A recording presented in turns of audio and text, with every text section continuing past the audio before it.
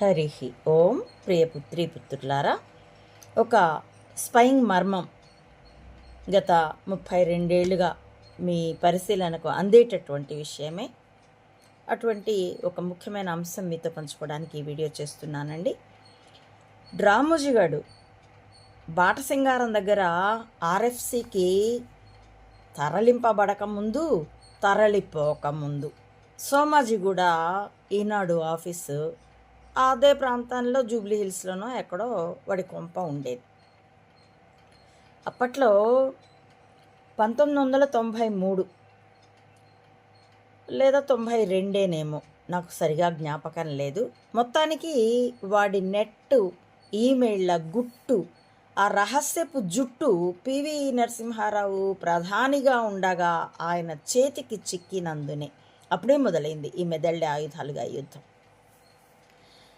చిక్కావురా నువ్వు, నీ చెల్లి planter Antonio Maino, bar girl సోనియాతో సహా అని వాడికి ఫీలర్ ఇచ్చిన తర్వాత వలయం పట్టుబడిందో లేదో తెలియని రోజుల్లో కొట్టుమిట్టాడుతూ ఉన్నాడు. పట్టుబడ్డానన్న తత్తరలో ఉన్నాడు.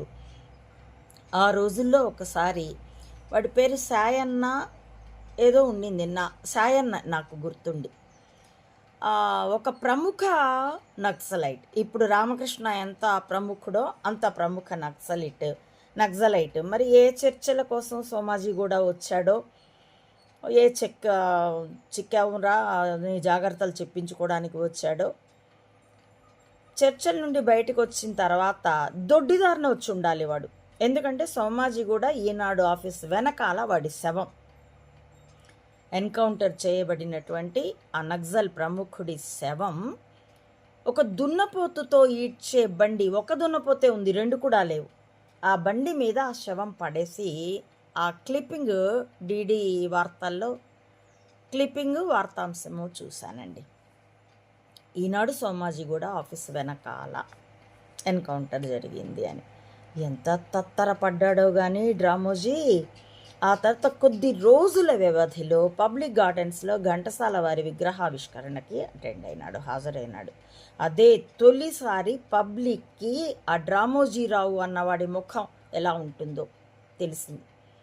చివరికి వాడి సినిమాలు ప్రతిఘటనో, మయూరినో, మౌన పోరాటమో వీటికి నందులొచ్చినా కూడా వాడు కానీ వాడి కొడుకులు కానీ వెళ్ళి తీసుకునేవాళ్ళు కాదు అవార్డ్స్.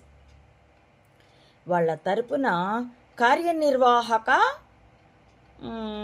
సంథింగ్ అధ్యక్షుడు, మేనేజర్, కార్యనిర్వాహక